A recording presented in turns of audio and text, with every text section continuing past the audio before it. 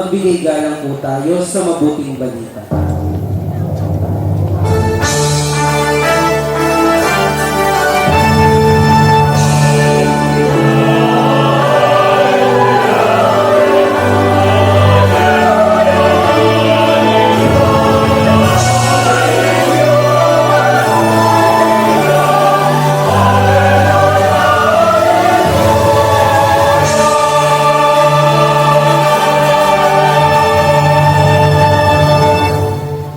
Dati mga propeta, ngayon na may anahiya ang sugo ng Diyos na.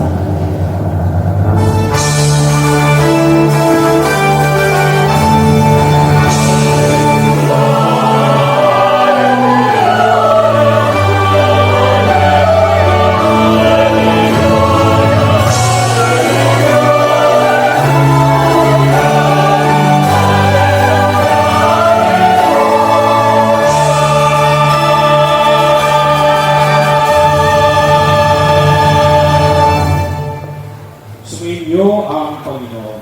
At